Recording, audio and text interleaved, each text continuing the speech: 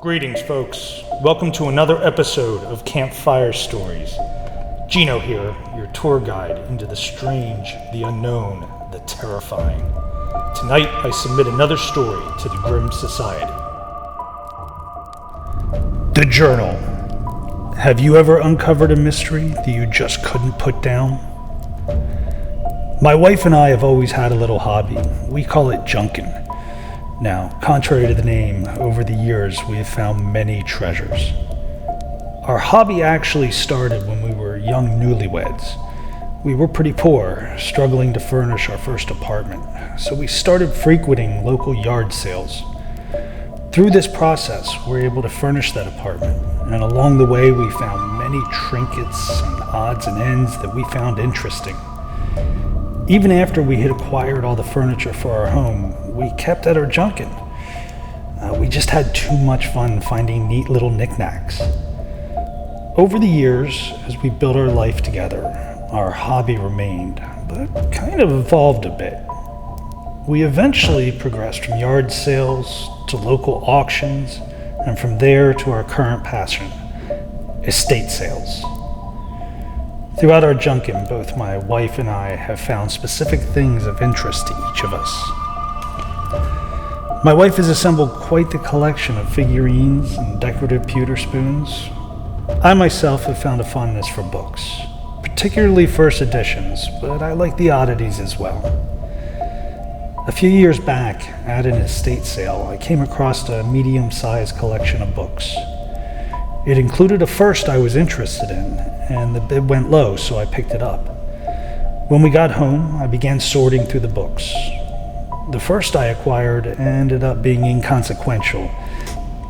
It immediately went on the shelf where it's remained since.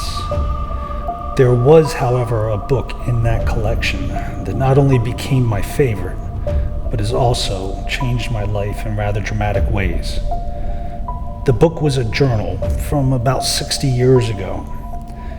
It detailed a honeymoon sailing voyage. On the first page of the journal in the top right corner is the name Isabel McAllister, with McAllister underlined. The top left corner just has a year, 1962. The bulk of the page is taken up by large lettering that says the McAllister honeymoon. I'd like to read some excerpts from this journal and maybe share some of my thoughts, insights, and discoveries regarding it. Call me Isabel. Sorry to interject so soon, but I do have to say that I've always loved Isabel's Melville reference from Moby Dick, though the irony at the inadvertent foreshadowing is not lost on me. Sorry again, so let's get to it. Call me Isabel. I've always wanted to say that. Since I was a young girl, I've always fancied the idea of an adventure on the high seas. Mitchell is amazing. He's the only one I've ever told about those dreams, and he chose our honeymoon to surprise me with a grand sea adventure of our own. I was inspired to keep this journal by stories I've read regarding sea adventures. It seems that in all of those stories there are sailors that keep journals, so now that I'm going to be a sailor, I suppose I need a journal of my own. I'm so excited I don't think I'll be able to sleep tonight. Tomorrow morning we're leaving Charleston and sailing south along the coast, making our way to Miami. From there we'll be sailing through the Bahamas and then out to the open sea to Bermuda. I better try to get some sleep. Tomorrow is a big day. Okay, I'd like to break from the journal for a sec. I'm going to be skipping ahead quite a bit. I'll paraphrase the skipped entries. They detail the journey down the East Coast and through the Bahamas. It seems Isabel and Mitchell were having a fantastic time, both at sea as well as the many port stops.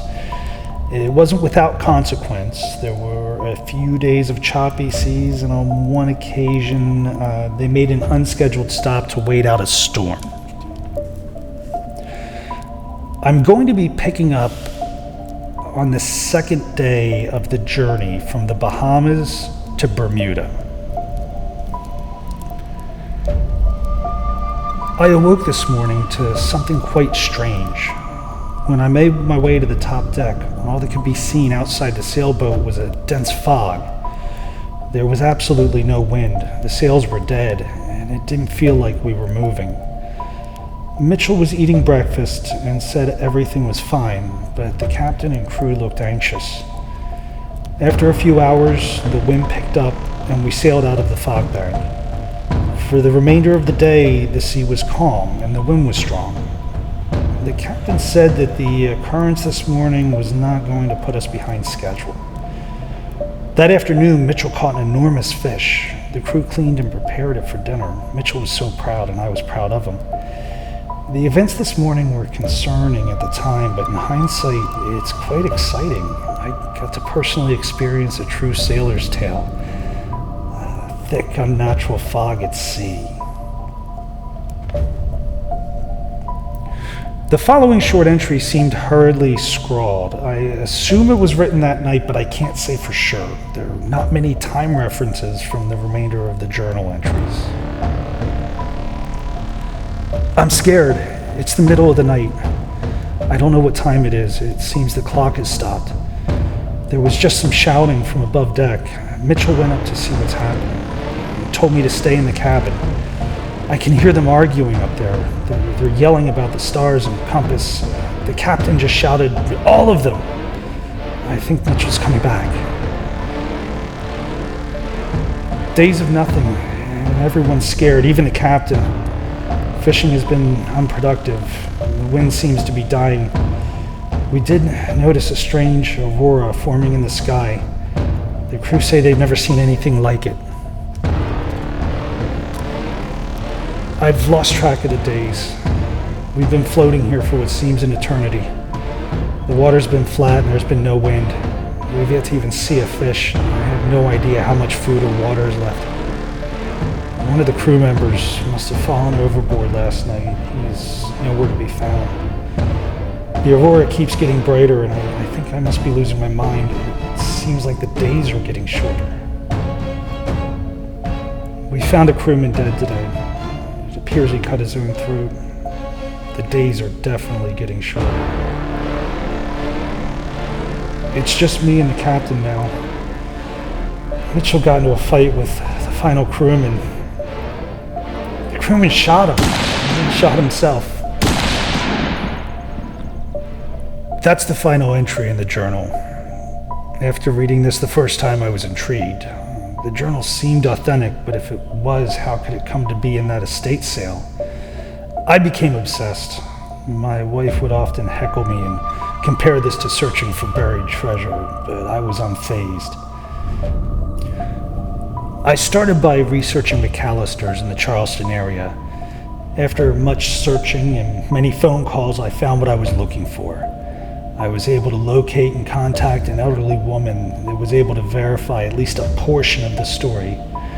She said that when she was a young girl, she did have an Uncle Mitchell that vanished at sea with his new bride Isabel on their honeymoon. This was by no means hard evidence. After all, this could be someone's attempt at fiction.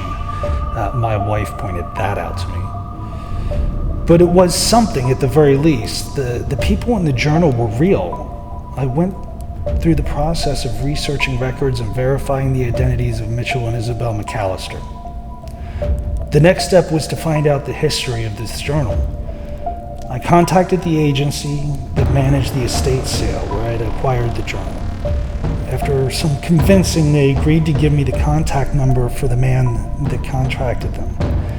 It turned out to be the son of the deceased. I informed him why I was contacting him, and he seemed amused. He told me that before his father retired, he was a sailor his entire life and had worked for quite some time for a company that did deep-sea salvage and tow.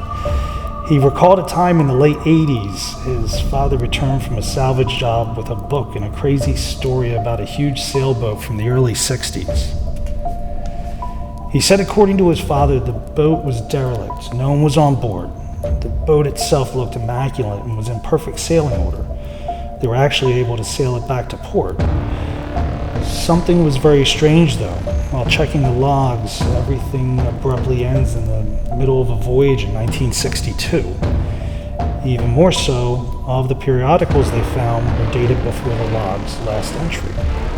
He said that his father found and took the journal and was quite preoccupied by the whole affair for some time, but eventually his attention shifted elsewhere. Unfortunately, he was unable to provide me with any further documentation, and I thanked him for his time. This is where my investigation has come to. I have yet to acquire any other hard evidence other than the journal that started this whole endeavor. But I have come to several conclusions.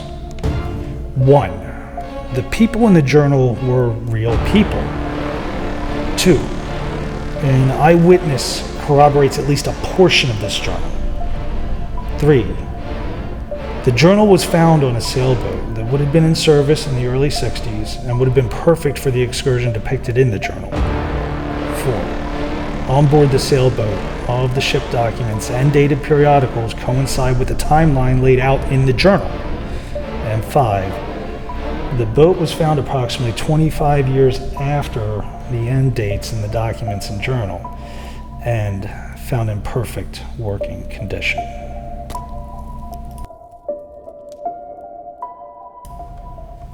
Hey folks, thanks for listening to the end. If you like the story, give it a thumbs up. If you'd like to join the Grimm Society, hit that subscribe button. If you have any stories to share, you can submit them to duckbrothersgrimm@gmail.com.